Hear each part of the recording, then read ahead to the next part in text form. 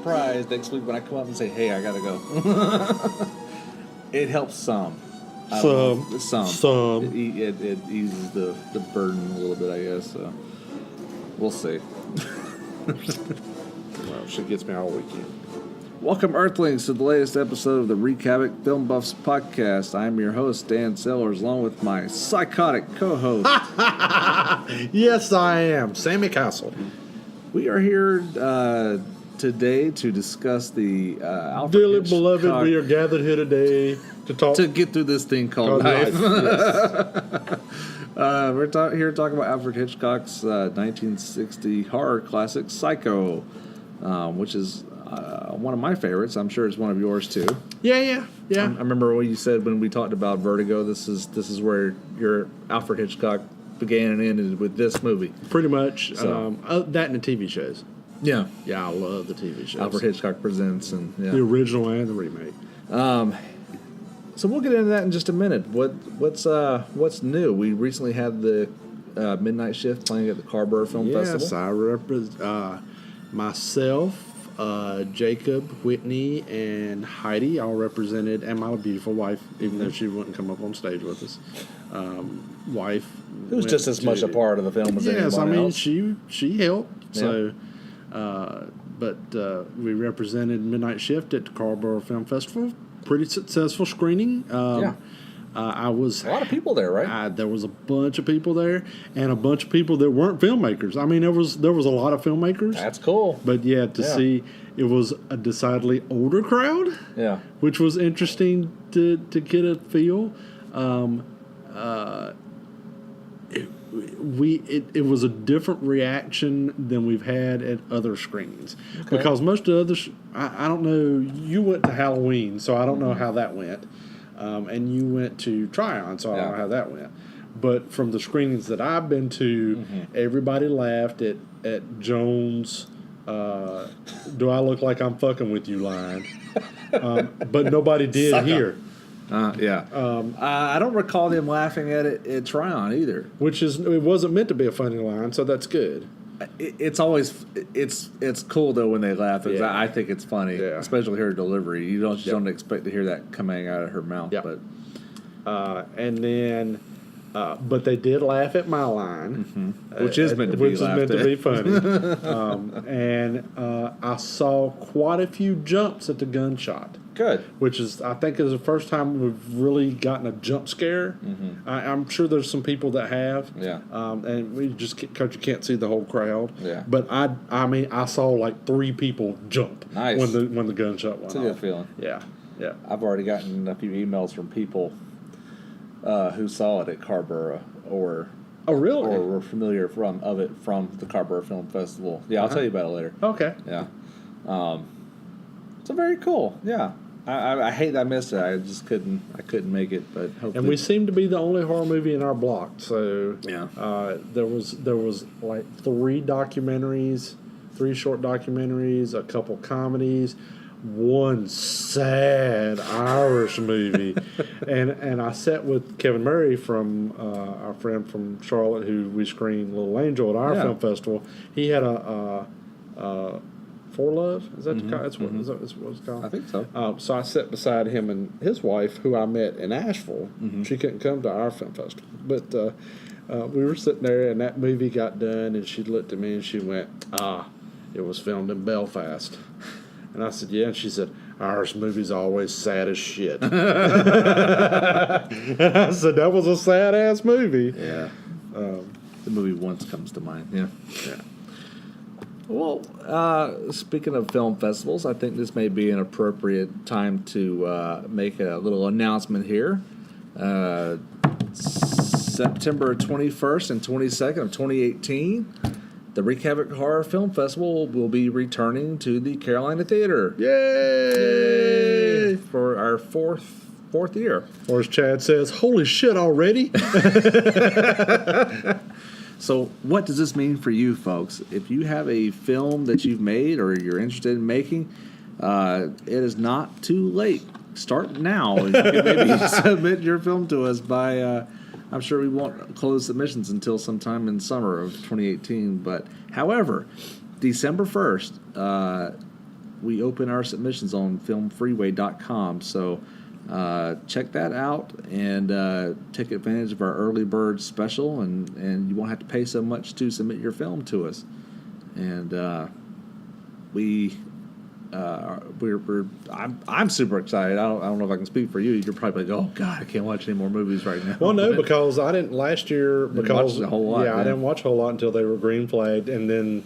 But no, I went back and watched some shorts that were yellow just in case we missed something. Yeah. And I think I changed one. Yeah. But yeah, it's a lot of fun to do.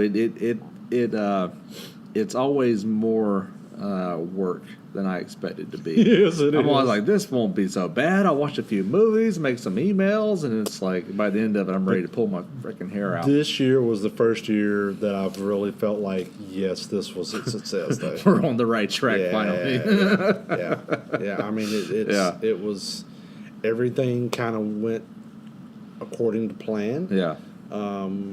Everything, we didn't have a lot of hiccups. Yeah. We had more support from the Carolina Theater themselves, which was nice. Yeah. Which I'm not saying, year before last they didn't support us. It just it was. We're like more later. We're more established, I think they know they can trust us now. Yeah. For to begin with, they were those fools. Yeah. Year before last, I think they were like, okay, this sounds like a good idea. Let's roll the dice and see if this works. Yeah. Yeah. So I'm excited. I can't wait to open it up and open the floodgates and see what we get. You know what I was excited about? What? One of the first comments we got was Jason Buterin, and it says, "Oh, we will have such sights to show you." That is a Kill Giggles reference. Yeah. Make it good. So I'm excited about that. I can't wait. Check out wreakhavocHorrorFilmFest.com for updates on that. And always check out our Facebook page for more updates, and hopefully we'll have some more things and cool additions to bring this year. And just let me throw this out there real quick, because we're kind of way ahead of this. But if you're in North Carolina, and you know about the one big horror film big horror festival convention, and now the second big convention with Days of the Dead coming, I will be at both of those conventions with the original Hollywood Horror Show. So if I'll have some Wreak Havoc stuff with me. Come see him. Yeah, we've still got some Hank DVDs. I've always got T-shirts. I'll have T-shirts forever. Yeah. So come. Mad Monster Party is in February, and Days of the Dead is in May. Robert Englund's coming. Robert Englund and Lance Henriksen is headlining Mad Monster. Very cool. Linda Blair and Dee Snider are headlining Days of the Dead. Nice. I am on the search for original Hell Night poster. Because that's what I want to unroll in front of Linda Blair. Because everybody talks about The Exorcist. Yeah. I love Hell Night. Anyway, I also love Psycho. Psycho. Segway! Yay. And not What You Ride. So let's get into the movie here. Okay, let's. I forgot. Take it back. I forgot how much there was before she gets to the motel. It's a lot. Yeah, there's a lot of movie before this. It's important too. They play up the whole Marion Crane and her plot to steal the money more than it's in the book. I think there's a couple chapters in the opening book. It's been decades since I've read it, but they make more of it. I think the idea behind it is to have a film where your leading lady is killed off about halfway through. Mm-hmm. Because you don't see Janet Leigh. I guess in 1960, if it's the first time you've seen it, you're not expecting that to happen. I think that's why she has such a bigger role in the film.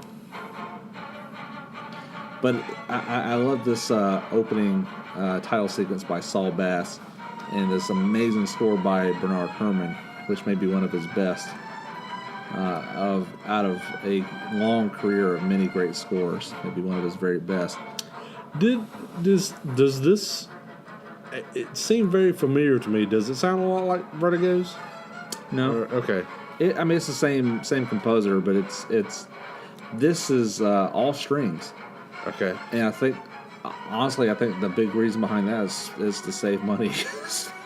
Gotcha. This is a low budget film for Hitchcock. He had a lot of difficulty getting this film made. And it was because of the source material. His home studio, Universal, wouldn't make it. And Paramount ended up spending some money on it, but they ended up making it at Universal anyways. But no one wanted to make this film. The only reason it got made was because Hitchcock demanded this is what he's going to do next, and he put up some of his own money, and that's what they ended up doing. And but everyone was offended by the source material. It's dark, it's macabre, it's the closest thing to horror Hitchcock had done up to that point. And well, this broke all the ground for horror. It broke ground for horror, but in films in general, in this very first scene, we see a man and woman laying in a bed, and she's wearing a bra. You didn't see that in movies back then. Yeah. Hell, this is the first American film to show a toilet. Is it really? Mm-hmm. And to have that toilet flushed. That drove studio execs nuts. They didn't want to do it. I'm also kind of surprised that she's just all in bra and just right off the bat. And I think the idea they're trying to present is they just banged and she's a hoe. She's a little bit of a... Because he's married. Sam, I hate having to be with you in a place like this. I've heard of married couples that deliberately spend an occasional night at cheap hotel. When you're married, you can do a lot of things. So happy. Yeah. Just ignore the music. the fun music in the background. We're at a carnival recording this episode. just disregard. Pay no attention to it. So yeah, they're laying on the bed talking. She's wearing a white bra. One thing I did read that was very much purposeful from Hitchcock's. She's wearing a white bra now, and it's not until later that she steals the money that her bra is suddenly black. And her purse is black. She turns to a bad guy. Yeah, she's That stereotype. Her soul has been darkened by the Even deed. though she's sleeping with a married man. Well, I think he's divorced because they talk about sending alimony to his wife, but still, He's still a married again, man. think about the context. 1960, premarital relations in a motel or hotel. Whenever it's possible. And they're sneaking around. They say that I hate sneaking around with you. I wish we were married. We could do whatever we want. Melody sound disrespectful. Oh no, I'm all for it. It requires patience, temperance, a lot of sweating out. Otherwise, though, it's just hard work. He is smooth as silk, T-boy. He is. She is like, I'm kind of done with this. This is the last time. And I'm tired of sweating for people who aren't there. and he's like, oh, it'll be okay, honey. Such a smooth talker. Yeah. God, she's good looking too. She's a beautiful woman. The Hitchcock blonde, we've talked about that on Vertigo. Yep, She's got that very specific look. She does have that specific look. He definitely had it in his mind. Now, one thing I think is interesting, when we talk about Hitchcock, this is a filmmaker who's made some of the biggest films of the time, and he's had a lot of success in the 50s, and he's made, he was known for making, at that time, what you would consider like big Hollywood tentpole movies. Most notably before this was North by Northwest, which was a huge success. big Hollywood stars, big budget, big action adventure film, suspense thriller, whatever you want to call it. This is a total 100% departure for him because he goes for a much, much darker story, plot, twists and turns, and he also gives up the big budget. This is an $800,000 film, which for Hitchcock in Hollywood back then was fairly low. And one of the things they wanted to do was try to make a more stripped down film without all the glitz and glamour. So one of the things he would have typically had done is a costume designer custom make each character's costumes. In this, they very purposely wanted her to look like any woman that could live in Phoenix, Arizona, and they spent their costume people to go in the community of Phoenix and meet with just random women and say, "Hey, what are you wearing? And where do you get that from?" Everything she wears in this film is straight off the rack. There's nothing particularly special about it. So they want her to look like an ordinary person. Hot as fresh milk. He said that line. I went, "What the hell?" This guy is such a skeeve. Oh God, yeah. He's a sleazeball. Yeah. Tomorrow's the day, my sweet little girl. And he's boastful about it. He doesn't care. Who knows? He's a sleaze. And tomorrow she stands her sweet self up there and gets married away from me. I want you to take a look at my baby. I did not know until doing a little bit of research today that the other Happy day in any one of secretary was his daughter. Yeah. Come on, Tom. I didn't know that. I guess I'd just never really done any research into it or anything or looked. Buy it off. But it's such a weird role. She's so weird. Yeah. Yeah. Not inordinately. There's a lot of weird characters in this movie. Yeah, I agree. $40,000 cash. Now that's not buying happiness. That's just buying off unhappiness. I like that logic. Yeah. Just buying off unhappiness. Yeah. That's what I'm going to do. Count 'em. I declare. I don't. I did. That was another good line. That's what I'm going to tell my wife one day when we sell Recap Productions to Disney for $1 billion. I'm just buying off unhappiness. Yes. Suppose we put it in the safe and then Selling off unhappiness. That's right. good. Oh, speaking of feeling good. She would feel really good about that. She I'm sure. would.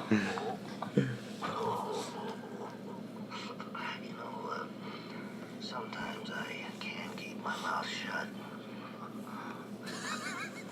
I want to see a movie with just this guy. Need a side story. Did you just pat him on the butt? I think so. So he may swing every way. Yeah. Deposit box in the bank. We're going to give us a check on Monday instead. Go hide it. A sliding door. I didn't even notice that.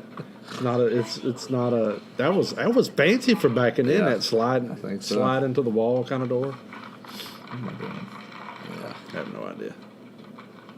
I'll skip ahead a little bit. Here, honey. I know I've known you 10 years, but here, take this $40,000. Oh, you're very trustworthy. As soon as you get stick it in. $40,000, Yeah. you get a headache and you need to go home to lie down. So Yes. that's, nothing unusual about that at all. Yeah, Oh, there she is black in the bra. black bra. She's in a bra a lot in this movie. Yeah, For that day and time. yeah. He really pushed a lot of boundaries with stuff like that.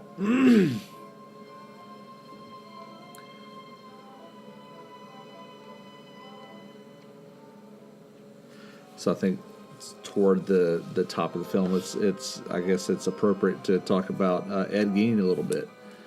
What was that? The 40s, 50s? Ed Gein, 50s, 40s, 54? 50s? Something like okay. So similar of the era in Wisconsin, I believe. Yes. He's basically a farmer who lived with his mom and in an old farmhouse and was kind of regarded as a harmless Recluse. who had a lot of victims.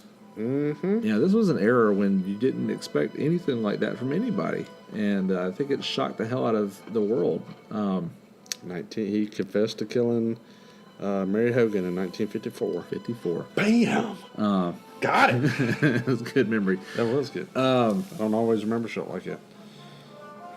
But this is Ed Gein was the inspiration that Robert Bloch used for Norman Bates.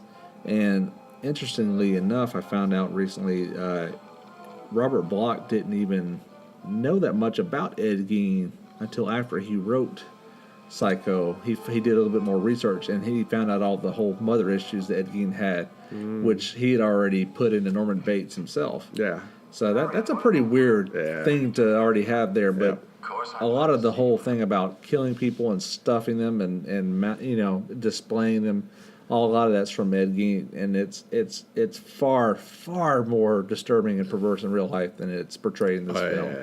Yeah. They kind of touch it in Texas Chainsaw Massacre. And they touch it pretty films. good in Texas Chainsaw. They do, and especially. But later films is when they really delve into it, and Silence of the Lambs goes there. Yeah. I still don't know that any film has ever really depicted as horrible, as heinous as it actually was in his house. I think that pseudo biography that they did, Ed Gein, Unless it was a film about Ed Gein. But I still don't know that they. Steve Railsback played him in that movie, and it was it's a hell of a performance.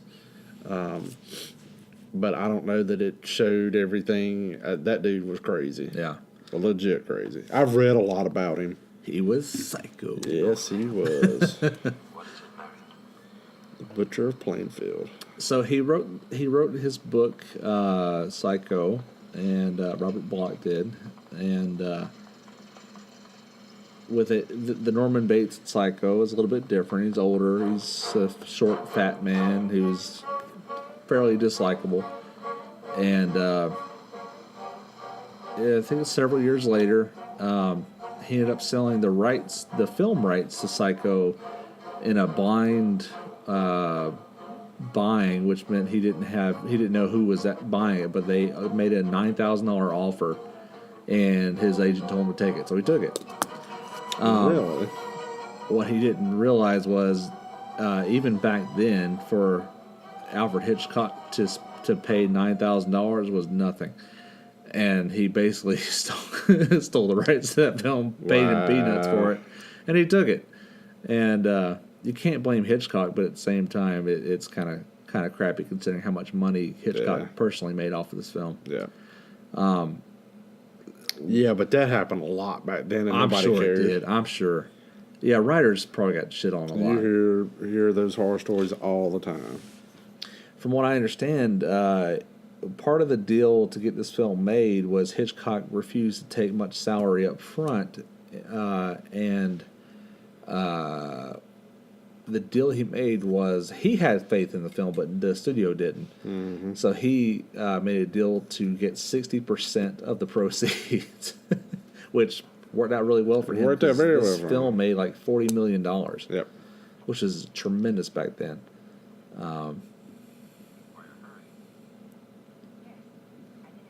So I was trying to look for the actual box office. $32 million. There was budget of $806,000. Made $32 million.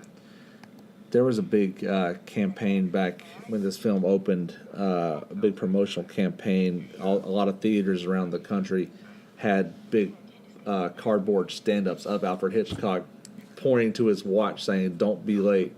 Come in the movie at the beginning, because apparently that was the thing back then. People just showed up randomly throughout the film and tried to piece it together. Mm-hmm. And he did not want that at all. He wanted you to start from the beginning, watch it all the way through. And this is the first film promotion where they really, really try to get an audience in at the beginning. And they even told the people, the theater owners, lock your damn doors after the... don't let people in once it starts. Yeah, no, I did hear that. Yeah, I heard about that. And I kind of get that, because you're really, from the very get-go, you're trying to establish this Marion Crane character as your female lead, your heroine. Yep.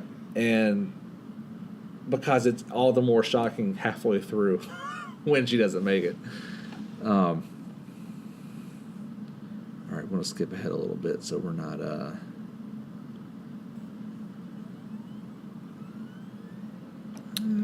trying to find the adjusted gross for it. I thought it was still in the top 100, but it must not be. Go ahead and get us to the Bates Motel. 30-something minutes in, when we finally meet Norman, played by Anthony Perkins. No, we see Mother first. Do we? In the window? She's Yep. sitting? No, she walks across the That's window. right. She's walking, pacing back and forth, and Norman comes down to open up the room. It's 153rd. The adjusted is $381 million. Wow. Made $32 million in 1960. Wow. I figured that's not quite the right number because I don't know that it can make $32 million exactly. Yeah.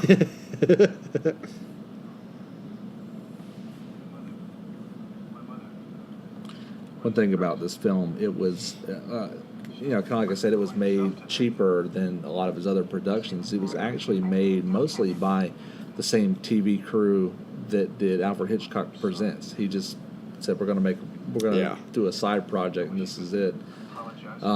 That's one of the reasons they made this film in black and white, was because back then it was cheaper to do black and white. Really? Nowadays it's the exact opposite. Yeah. It's more expensive to do black and white.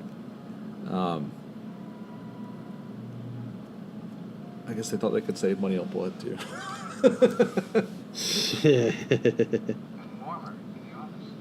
Just a tad. Now, I'm not a big fan of saying someone was born to play this role or that role, but Jesus Christ, could you find a better casting than Anthony Perkins for Norman Bates? No, he's perfect. For this. Well, I don't. No, I don't think so. But he's got that awkwardness to him, but he's still likable at the same so time. Awkward, and he's so attractive. Yeah. He's not. He's definitely not an everyman. Yeah. He's not. You would think something like this would be.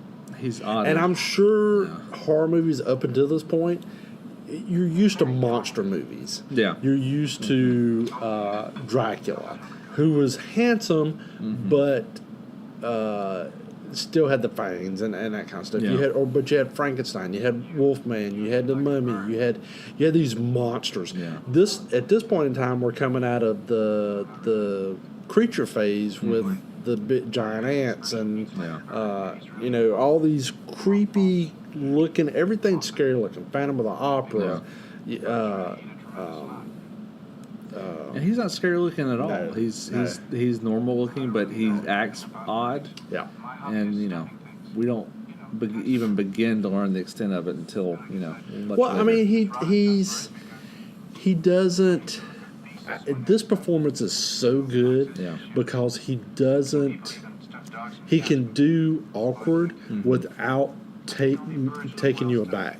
Yeah. As someone who deals in Comic-Cons and stuff like that, there's a lot of awkward people yes.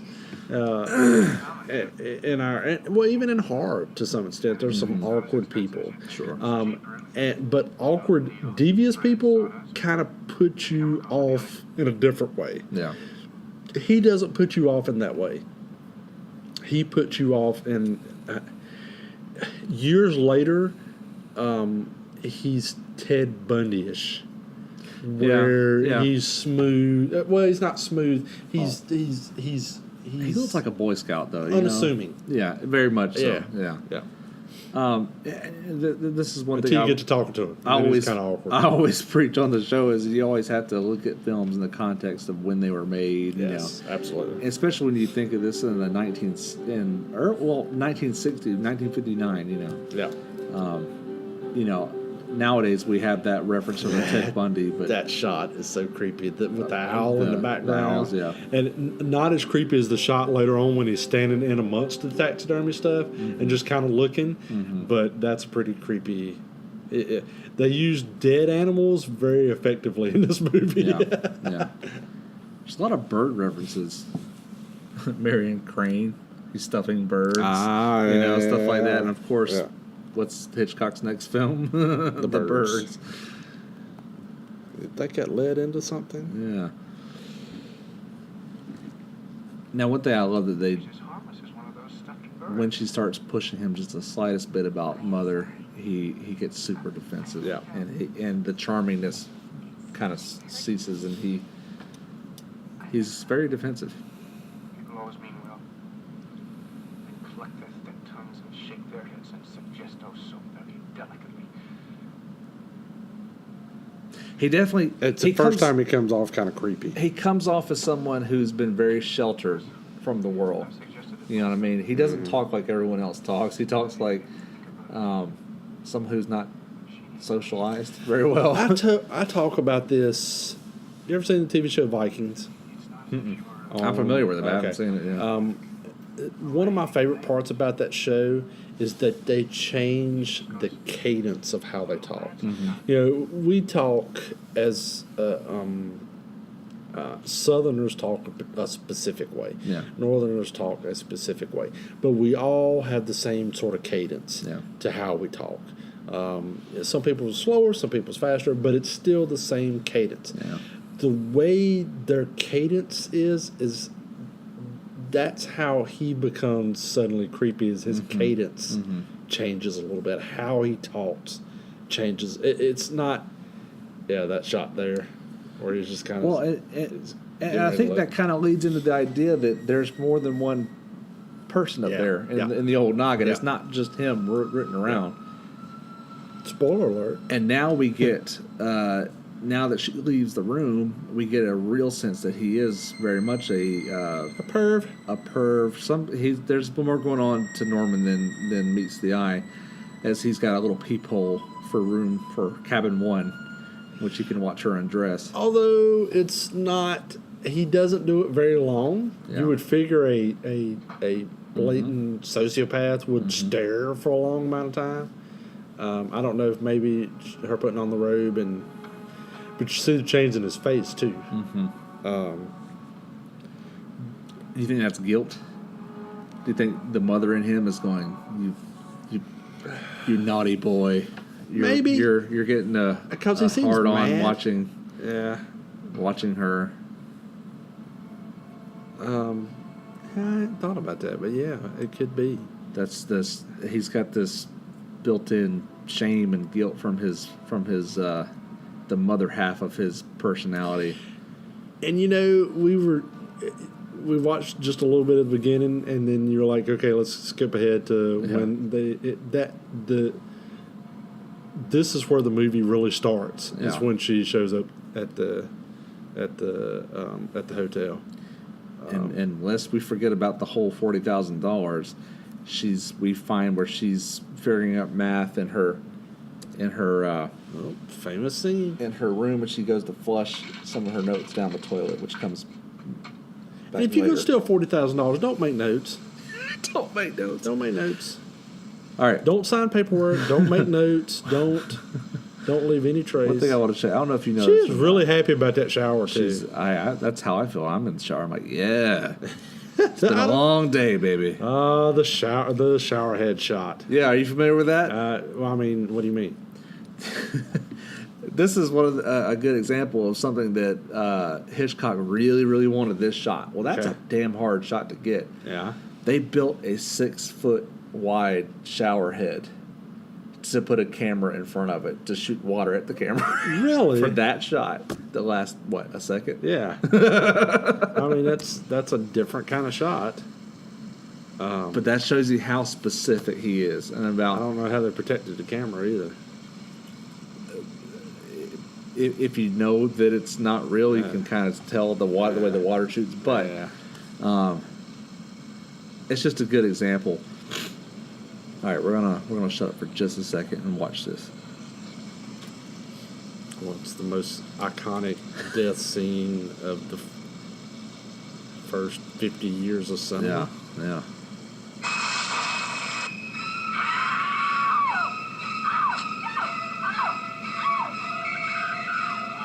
Side boob! Out of focus side boob, but side boob nonetheless.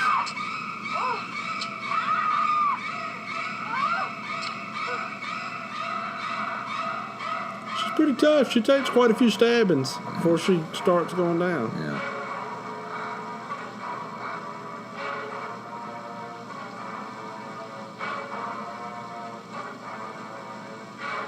And we're 47 minutes into an hour and 48-minute movie, and you just killed your star. Yep.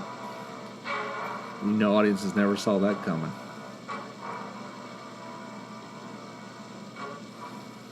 At that time, they didn't. No, not in 1960. Movie theater audiences were probably pretty freaked out by this. And he is so skirting the issue with nudity, and because I'm sure that's something that didn't. He is right there at the line. He starts panning down, Very and then much. he just stops. Very much. Yeah. So I've got a lot of notes here about the shower scene because it is so iconic and memorable. There's no nudity in it. But there's people that think there is. There's a lot of people. It looks like there's nudity. If you it's the power of suggestion. Yep. The MPAA, when they were trying to approve this film, were freaked out by this and thought, half the people thought, well, there's nipples, there's nudity, I saw it. And the other half's like, I don't think there is. Mm-hmm. They sent a request back to Hitchcock saying, hey, we need you to take out the nudity. He goes, okay. Sends it right back to him, unchanged. The other half goes, now there is nudity. And the other half's like, nah, he took it out. Send it back to Hitchcock. He goes, okay, here you go. I took it out, gentlemen. I'm sorry to offend you. There's no nudity in this cut. And there never was nudity to begin with, but... the suggestion of... All right, now he Norman... is right along those lines. I know. Yeah, he's... I love this. I love the sky above the house. It's so creepy. Now Norman's discovered what Mother did. And broke a bird.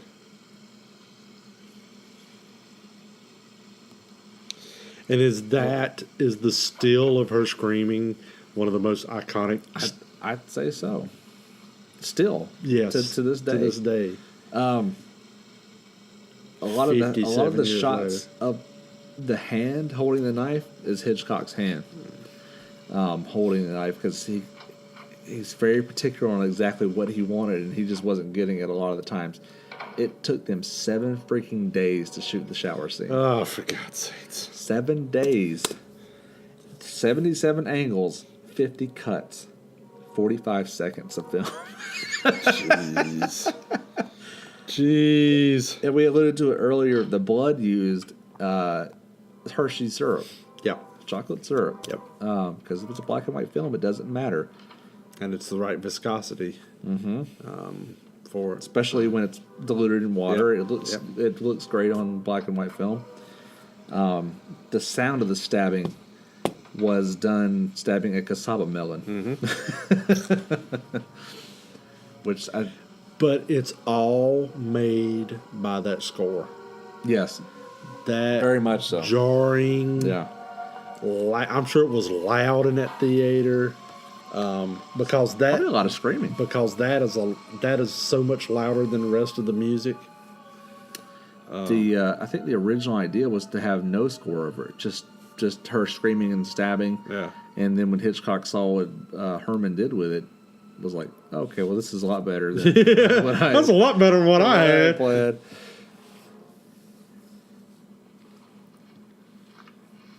Now Norman's having to clean up after Mother.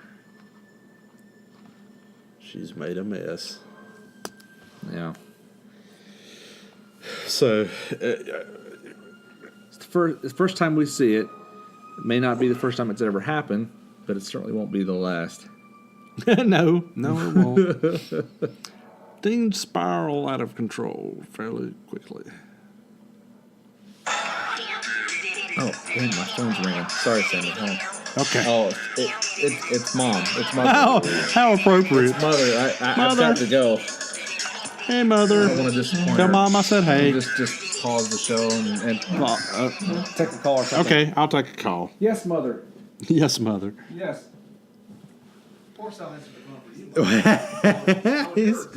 He's yes. Always answer the phone when Mother calls. Even though my mom doesn't call very much anymore, she just texts. She's a texting woman now.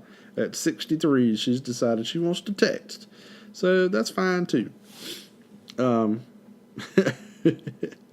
This movie has a 8.5 on IMDb. That's pretty high out of 10.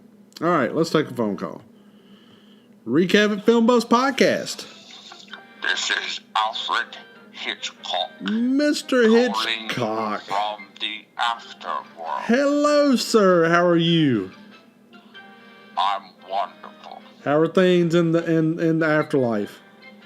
Very macabre. Ah, of course. Are you still making movies in the afterworld? I haven't made movies for many decades. Oh, that's unfortunate. Call me Hitch. Hey, okay. Hold the cock. I do from time to time. That's beside the point. Ha ha ha. I like you, my boy. Thank you, sir. I like you. I like your work. I'm very disturbed by what's going on in Hollywood today. Yes. Very disturbed indeed. I can imagine. You didn't participate in stuff like that, did you?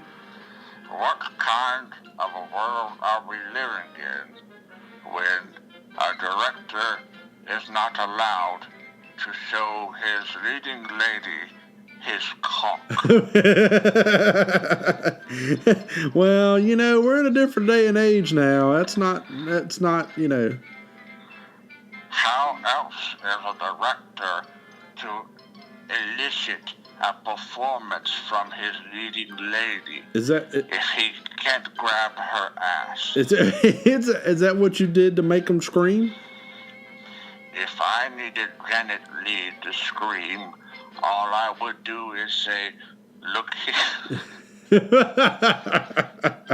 Look at my hitch. Sorry, I was interrupted. That's okay. All I had to say was, "Look here, my dear." And when she turned around, I would have out little Hitch. Little hitch, yes. And she would scream the appropriate scream. Ah, That's what it took. very nice. Okay. I don't think you could get away with that nowadays. A very sad state of affairs indeed. Yeah. Do you think you could make movies nowadays working under those conditions? Absolutely not. Oh, well, that's terrible. It's a good thing everybody that you could accuse you is dead, so. I hear all the men on productions don't even wear ties and suits anymore. Most of them do not. They do not. Again, a sad state of affairs. I think it's not. I think that's a little more. That's not quite as bad as showing Little Hitch off. Well, Sammie, I've got to run. I have a dinner date with your friend Vincent Price. Oh, tell Mr. Price we said hello. He's a big fan of the show. He calls quite often. Will do. Thank you, sir. You're a god in our eyes. Of course I am. Have fun. Mr. Hitchcock calling the show today. I can't talk like him, I don't think. I have too much of a southern drawl. Loved that TV show. If you ever get a chance, go back and watch the original Alfred Hitchcock Presents and the newer one from the 90s or whatever. All right, let's take another call. Recap at Film Buzz Podcast. Hello, Sammie. I heard you talking about my son, Norman. Yes, Mother. I don't appreciate the unkind words you're saying about him. He's a good boy. He's a little pervy. He's a filthy little pervert. Yes, I see. I told you. He needs to have his little weenie cut off with scissors. Oh, that's kind of not appropriate. No, I don't. That's kind of harsh. He's always talking with the whores and sluts and leaving me to rot in my room and listen to podcasts. Wow, that's terrible. Is he really that bad? I have nothing to do. I'm so bored. That's why I listen to your show. Well, I don't know that's kind of uncalled for, too. Our show's pretty good. It's a horror show. Oh, okay. Yeah, I'm a hoe. I'll admit it. You're a whore, Sammie Castle. Yes. And so is your son. You're talking with... How dare you say that about my boy? Norman's a good child. Oh, no, I would... Except for when he talks to those sluts. But they're pretty. His little penis gets hard. Is it a little penis? I don't know. I haven't show looked. him. Okay. You gonna cut him off? Maybe. Leave Normie alone. He always takes care of me. He hides me from the police. Yeah. And he cleans up after me. Yeah, you do make a mess from time to time. I can't help myself.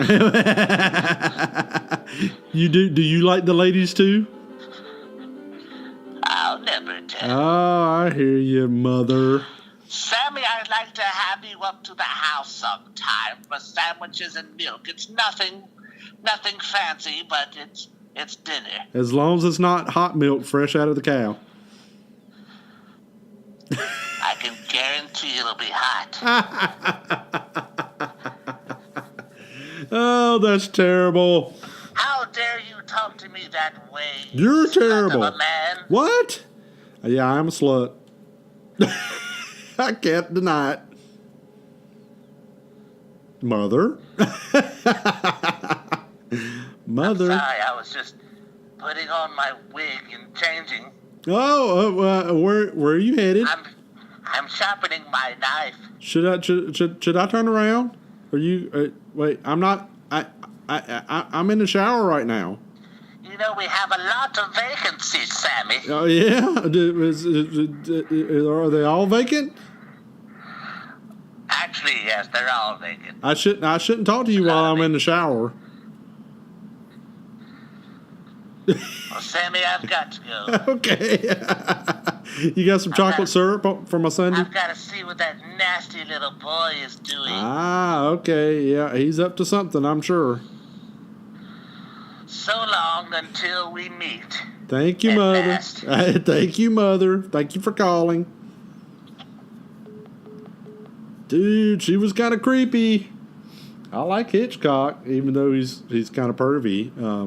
I wonder if all directors back then were like that. That's kind of like a standard thing, isn't it? Mom. Yes. Oh, Okay. oh, Okay. ooh, I'm sorry. ooh, Yeah. ooh. I love you. Love you too. Love you too. Love you too. Okay. Bye bye. Bye bye, Oh, mommy. God, that's a Bye-bye, lot. mommy. That's Bye-bye, a lot of mommy. loving. Bye. Bye. That's a lot of loving. Jesus Christ. Well, you know, a mother is a boy's best friend, so. And you know, that's strangely appropriate. Never want to keep her. Never let Mom listen to this one. She doesn't know what a podcast is. Yeah, no, she does, but she don't know where to find them. That's what she told me this weekend. What is? We were talking about What's iTunes? God, what were we talking about this weekend? Oh, Thor. You were talking to my mother this weekend? No, maybe. I had some friends come down from Wisconsin that I grew up with, or at least with one of them and her husband, and came down. They live in Wisconsin. Anyway, they were like, "Well, we need to talk about Thor Ragnarok." And I went, "If you want to know my opinion on Thor Ragnarok, you should listen to the Recap and Film Buzz podcast." And they both looked at me like, "What the hell is he talking about?" And I went, "Podcast." My mom went, "What's a podcast?" Oh, I said, "Oh, jeez." She said, "I don't know where to find it." Never mind. RecapProductions.com. RecapProductions.com. iTunes, / Stitcher, iHeartRadio, We're all over the freaking place. all over. Meanwhile, Norman is cleaning. Does he never gets wet, does he? I don't think so. So, it's really hard to watch this film and try to put yourself in the mind of the audience from 1960. Can't. Do you think many people... Because you look at us now, Yeah. and we look at people I'm trying to think of a good example. Sixth Sense is a good example. We can't fathom people that don't know the ending. Yeah. So it's the same way with Psycho or any of those Well, this is a iconic very- Jason yeah, or this is- Carrie or Halloween. But our audience is going, oh, he's cleaning up after his mother. They're not thinking. No, they're thinking it's him. Do you think so? No, I think no. That's what I'm asking. No. Do you Yeah. I think. 19. The original audience was like, oh, he's just cleaning up. Oh after yeah. mom. Well, I mean, you think about what's the first movie you remember watching that had a swerve ending? I don't remember. Maybe Sixth this. Sense. Maybe this. Maybe this. Sixth Sense was 99. Yeah, so you were Teenager. yeah. 15, whatever. So probably This- you've already seen this 1st, or maybe Carrie first. I don't. Friday the 13th, something along those lines. Maybe. Yeah. So that first movie you saw with the twist ending, you didn't see that coming. Yeah. I didn't see. You can only see it for the first time. My once. first twist ending was probably Friday the 13th. Yeah. Which is a good one. With Jason jumping up and grabbing her in the boat, because that's the first time you thought it was over. Yeah. And well, not the first time because Carrie. This was the first time we had the twist ending. But anyway, so I just put myself in those shoes, and it's. The audience then had the same thought process as when I watched Friday the 13th. They just didn't see it coming. Yeah. They were like, "Oh God, this! Look at that nice young man cleaning up after his mother." Because I mean, in His that day, sick mother. Well, I Yeah. mean, in that day and time, that's. Well, and they do. He does do a good bit of. I'm sure there's prepping. some people figured it out. Probably. But he does prep the audience. He by telling them she's sick, she's disturbed, Yeah. she needs care for. Yeah. And you already see earlier in the film that he flips the switch a little bit when he comes to defending mother. So, I guess you could kind of see this. But what I think is so brilliant about this film is even if you're watching it for the millionth time like us, and you know what's going to happen, it's still enjoyable as hell. You know what I mean? You know what the hell's going. You know that's Norman Bates stabbing the woman dressed up as Mama. Yeah.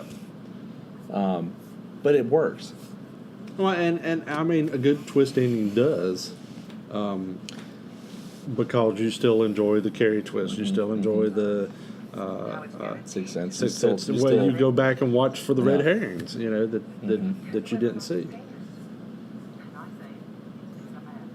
Sleepaway Camp. Yeah, Sleepaway Camp. Hi, Felissa. Now we have the introduction of Vera Miles playing. Is it Lila Crane? Yes. Another stereotypical Hitchcock girl. Your other female lead an hour into the film. Yes. Your second female lead. Sam? It's almost like you replaced it. We lost one. We're replacing one. Yeah. But again, they don't. This is. They've tried it a couple times. The only time I guess it's been kind of replicated was Scream, maybe, where they killed Drew Barrymore early. Yeah. That was a direct. That was a pretty good homage to this. But because she was the biggest name of that film. Yeah. So. I don't care. It's none of my business, but I want to talk to Mary. I'm sorry. You also had the introduction of Martin Balsam playing the private detective here in this scene too. An hour into the film, you're introducing major characters halfway through the film, and not just it's almost two different movies. Yeah. It's Is Mary in trouble? The first half of the movie, or not even first half, it's the first. Well, I guess it's first half. They're trying to set up the creepiness and the horror that she's, everything is she's riding in the car and the voices she's hearing in her head, and it's all setting up to be scary, and now it's almost turning into a whodunit. Almost like a police procedural with the detective. Yeah. A stereotypical detective from the 50s. Well, one of you better tell me what's going on and tell me. He should have walked up and said, "My name's Sam Spade." girlfriend stole $40,000. So he's hired by the bank or the family, the guy she stole the $40,000 from. That's all he cares about. Yep. He thinks she's just get town with Sam Someone has seen her. to get the, and he's just trying to get the money back. Sam's there. No one has an inkling of what's happened to her and how dark things really are. Let's skip ahead a little bit. Which is a cool storytelling. I don't know what the right word I'm looking for is. Device, maybe. Device, yeah. The fact that you've now We know what happened to her. Yeah, but they we don't. know, and they've implanted. They've planted all these new characters in who have no idea what's going on. We do have a vacancy. 12, in fact. 12 cabins, 12 vacancies. Vera Miles was up for the role in Vertigo and was going to do the role, but she got pregnant. And famously, that pissed off Alfred Hitchcock. You think? That she put family before him. See, that used to be the main highway right Doesn't he seem a little more at ease now? Yeah. Norman does with the He does, detective. doesn't? Well, he's talking to a man. Yeah, well, that's true too. The man doesn't He's stir turned the those- charisma back on. doesn't stir those emotions Yeah. in his, you know what I mean, deep down. in his loins. In his loins. No. Reason I asked, you said you But said so he many starts in the past pushing his couple of buttons days, I here. thought maybe you, Yeah. And then you start seeing he gets awkward again what was it you wanted to ask? and defensive. See, I'm looking for a missing person. My name's Arbogast. I'm a private investigator. Arbogast. Trying to trace a girl that's been missing for about a week now from Phoenix. It's a private matter. The family wants to forgive her. She's not in any trouble. I didn't think Yeah, which is a lie. People who aren't in trouble. Oh, I'm not the police. These damn cops in their lives trying to trap people. Hey, he's not a cop, Oh, that's true. No one stopped you. but he threatens to get a warrant. He's a dick. He's a dick in a movie made by a cock. Private dick. Sure. Yep. Well, she may have used an alias. Marion Crane's a real name, but she... We had talked a little bit earlier about Bernard Herrmann's score, about how important it was. When they first cut this film together, Hitchcock had thought of this film as being his little experiment. You know, this was a total departure from the types of films he had made, and really pissed the studios off. Once he finally saw the first cut of the film without score, he hated it. He thought, fuck, the experiment's failed. Maybe the best thing we can do is try and trim it down and make it an episode of Alfred Hitchcock Presents, Yeah. and we'll just put it out there and just try to pretend it never happened. Best episode Alfred Hitchcock It ever. would have been the best, but he gave it to Bernard Herrmann, and when he brought back with the score, he's like, holy shit, this might be the greatest thing I've ever done. This is genius. Yeah, this is suddenly turned it around, and it really goes to show you how much a score can help a film. We've talked about that with like Halloween. It's a very similar story to Halloween. I was getting Ray Samuel. he's chewing the shit out of that gun. Is that her? Gum. What did she sign in under? It was his or Sam's last name, I think. Oh, something Maybe Loomis. His name was Loomis. Loomis. Look, I wasn't Maybe it was lying. Marion Loomis or Oh, I something. know that. You know, it's tough keeping track of the He's a good investigator and a good interviewer. He's getting what he needs to know. He's pushing him a little bit. He's backing away when he needs to. Was Carpenter? Did he name Dr. Loomis after Sam Loomis? I think so. I think so too. She arrived rather late one night, and she went straight to sleep and left early the next morning. How early? Oh, very early. Oop, I'm caught. What I do? He's quick though. And he's stuttering. He's getting very nervous. Yeah. He's gone from nope, don't know who she is, never seen her, don't know anything about it, to okay, yes, she's here. Yeah. Now it's like, oh yeah, well we talked, we spent some time together. Which is now every episode of Cops ever. Everybody It's like uses Law and this Order. device now. Yeah. Phone call. No. I didn't see nothing, officer. Oh, well, yeah. I did have some drugs in my pocket. Nah, yeah. Now I'm starting to remember it. I'm making a mental picture of it in my mind. You know, you make a mental picturization of something. That's right. Take time. and that guy's just I know she was standing back there. he's got him now. Yeah. And she said she had to go to sleep. All right, let's skip ahead a little bit where Drive. Arbogast leaves. Drive. He pushes him even more and tries to get him to admit that she's. You sure would save me a lot of legwork if you let me talk for about. But I need a warrant for that. Oh, now he's flipped out the warrant thing, and you can't talk to mother. Yeah, he's asked to speak with his mother, and he's told him no. And he actually slipped something here a little. I think we just skipped over it, but he said, "Well, let's put it this way: she may have fooled me, but she didn't fool my mother." And he's like, "So she did talk to your mother?" And he's like, "Well, okay, shit, no."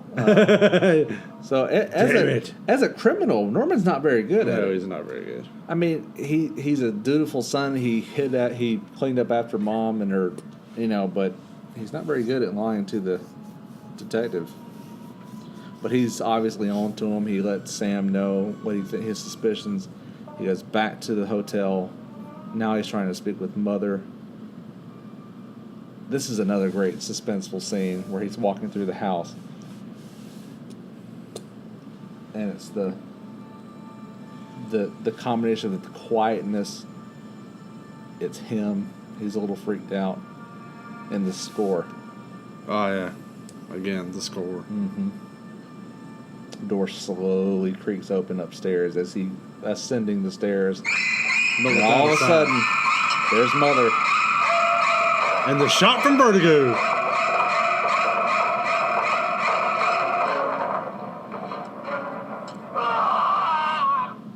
Yikes. For sickly mother, she sure got some. She can overpower a grown man, and she's doing all right. And that's a little bit of a plot hole here. Why did he call Sam to tell? I think it was to basically let him know, hey, I'm on to something. Yeah. Well, why? He shouldn't have to. Sam didn't hire him. He should have called whoever hired him. He didn't come back. A little bit of a plot hole. Maybe it is. Maybe it's because he had to have a way to let Sam know. Where could he have Because Sam and Lila have to get to the Bates Motel, Oh, yeah. He had to have a way Well, I to mean, let yeah, them. that's. But But why still, would he call? Yeah. had nothing? I don't know. Maybe it's just a. She left. With the $40,000. So now they try to present their case to the local sheriff, and he's telling them there's not a whole lot we can do about it. Oh, that's okay, Norman. There's Mrs. Bates. Who's that woman buried out in Green Lawn Cemetery? So now they're starting to ask questions about, is there a Mrs. Bates? Arbogast mentioned seeing a woman. And he's like, well, there is no Mrs. Bates. She's dead. And so now I think if the audience hasn't begun to suspect, I think now they're starting to think, Unless what's you're up with just this? dumb and you're just sitting there going, because sometimes I don't pick up on shit too. I'm like, what? And I think you really have to think back about the innocence of the audience here too. You Yeah. probably would have never imagined something this Depraved. Out of this nice, handsome young man. Who's I am sorry, boy, but you do manage to look ludicrous when you give me orders. Please, Mother. No, I will not hide in the fruit cellar. You think I'm fruity, huh? I'm staying right here. This is my room, and no And one doesn't will drag sound me like out him. of it. Least of all, No. my big bold son. Now come now, Mother. Did somebody else do the voice? And now someone will come after I think a couple different actresses did the voice. It's just for a few days. Just for a few days so they won't find you. Just for a few days. In that dark, dank fruit cellar. No! You hit me there once, boy, and you won't do it again. Not ever again. Now get out! I told you to get out, boy. I'll carry you, Boy. Mother. Norman, what Boy. you're doing? Don't you touch me! Don't! Norman! And you're like, oh, that nice young man. Put me down. Put me down. See now, okay, they've thrown you a little hook. It says, Mrs. Bates is dead, or supposed to be dead. But now you're seeing him carrying her down to the fruit cellar.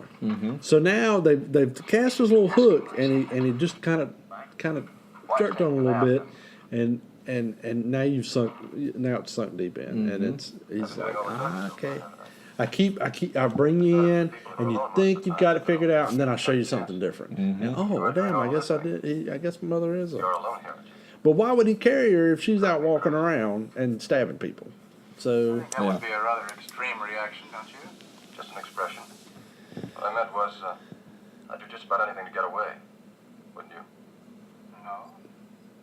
And now Sam and Lila are at the Bates Motel, and they've got him distracted. And Sam's talking with Norman in the office, and Lila is exploring the house, looking for Marion. shouldn't have been the other way around. Wouldn't you figure she'd have an easier time distracting him, and he should be exploring the dark house? Yeah. But they're looking for Marion, but they're also looking for Arbogast because something terrible has happened to him. They suspect. This is one of the best sights at Disney is that house. Oh yeah, yeah, that's pretty cool. Because you just see it sitting up on the hill, just like you always would. Or you do in the movie. It's a facade, isn't it? Yeah, yeah. It's a nice little scare. We'll skip ahead just a little bit here. Scare. I bet your mother knows where the money is, what you did to get it. I think she'll tell us. So Sam's. Does he even know about the money? Yeah, Arbogast told him. Oh, yeah, okay, but does Norman know? Yeah. Oh no, Norman doesn't know. Norman doesn't know anything about the money. It's in the trunk. Yeah, that's what I started to say, didn't he? Sam, you're pretty much useless, buddy.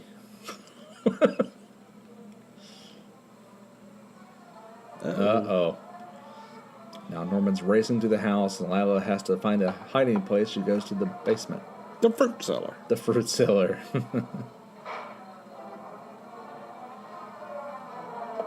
You have to have a lot of fruit to fill up a cellar. Just saying. We call it potato cellar. Bunch of jams and jellies. Yeah, yeah. Or if you jarred it, it doesn't matter. Seal the jar. Mm-hmm. Mother. Ooh. This is also reminiscent to me of the end of Silence of the Lambs. You know how she's moving through the basement of the killer's house. Yep. God, there's something so unsettling about this scene before you see Mrs. Bates. And she spins around, and there she is. Oh, no eyes or nothing. And here comes the other Mrs. Bates.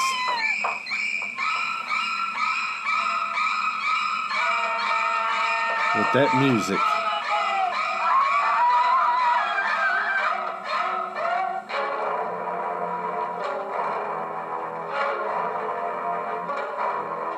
And luckily, Sam brushes in and stops Norman, who is dressed as mother. Quick shot back to the corpse. That swinging light bulb is a perfect.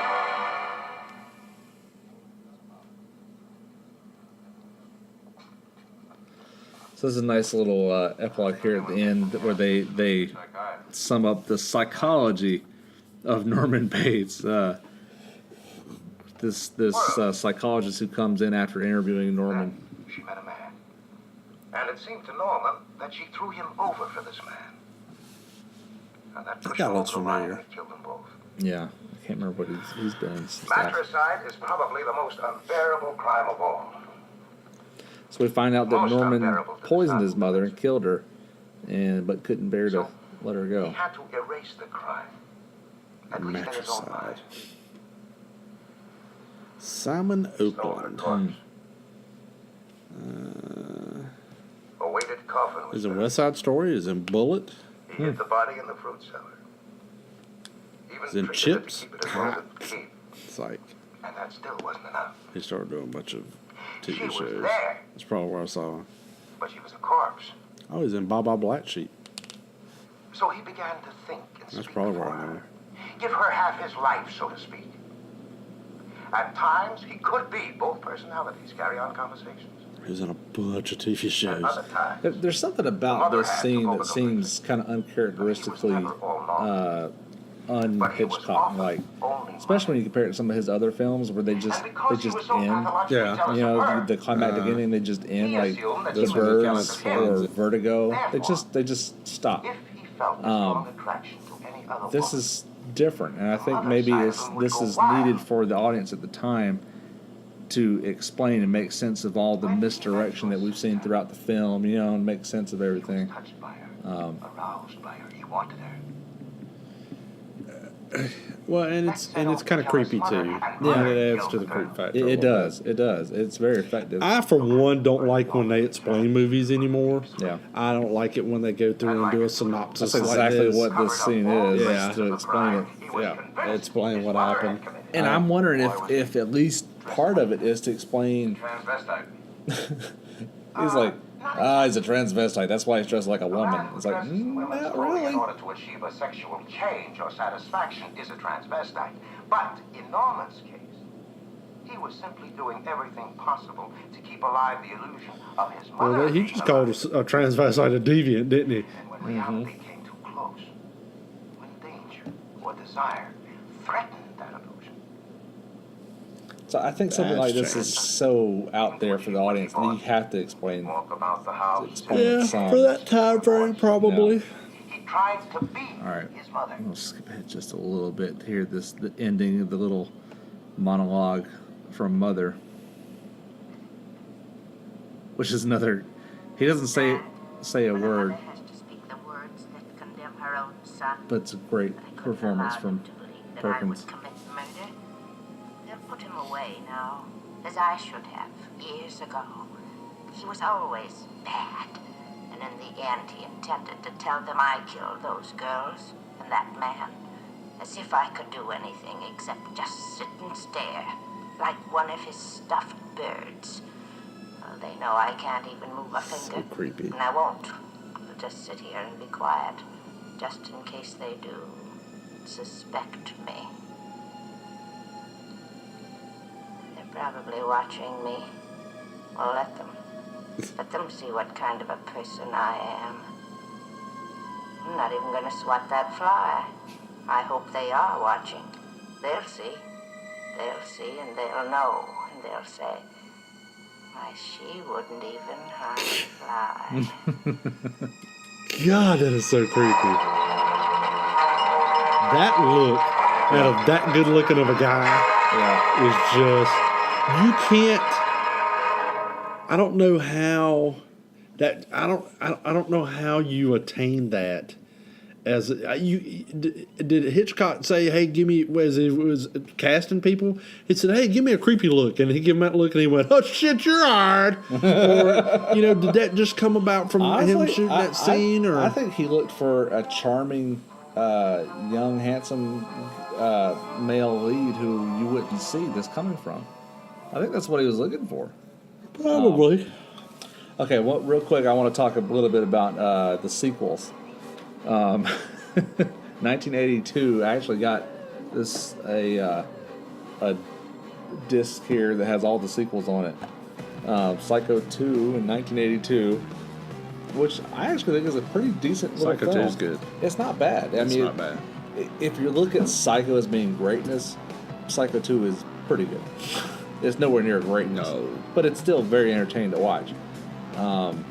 Psycho 3 is not bad either. Psycho 3 is again, it's no Psycho, but it's still pretty what is entertaining to Psycho? watch. That's 1986. I love that Vera Miles came back for Psycho 2. 2, yeah. In that one, you find out that Lila and Sam end up marrying and having kids. And Psycho 3, directed by Anthony Perkins, came out in 1986. If I remember correctly, that's a really good movie too. it's not bad. I've watched them all here recently, and I've enjoyed my Psycho run here. This is the end of my Psycho run. And then Psycho 4, the beginning, directed by Mick Garris, and Henry Thomas plays the young Norman Bates. Now you've forgotten that. Half the movie is it's him talking to it's Norman Bates talking on the phone to a radio show host, recounting his story, his tale of becoming, mother, and then you have the remake, the much maligned remake in 1998, I think. Because Van Zandt, shot-for-shot remake. The shot-for-shot remake, which with is Anne Heche. An interesting experiment that kind of failed, I guess. Kind of failed? That really failed.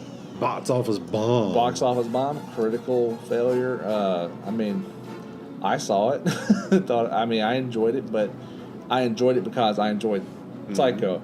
It's not bad just because the original's not bad, and it's just a shot-for-shot remake. I don't like Vince Vaughn. Yeah, to me, he doesn't pull it off. Well, he's no Anthony Perkins, and that's the problem with remakes. In my opinion, if you're going to remake a film, remake a shitty film. So what is this Bates Motel? Okay, this time on this disc, there was this is a TV movie starring Bud Cort and Lori Petty. It doesn't even feature Norman Bates. It features Norman's old. I never heard of that. Did you watch Bates Motel on AMC? I watched the first season. Or on A&E? And A&E, right? I think it was A&E. I think it was A&E. Then there's in the 2014, 2013, something like that, 2012, the Bates Motel. Yeah. 2012, because it ended this year. It ended recently. Yeah, with 5 Psycho. seasons? Yeah. And which I'm ending. 2 seasons behind. I watched the first 3. I have the other 2 on my DVR. And I tell you, that's why. That's what drove me nuts about it.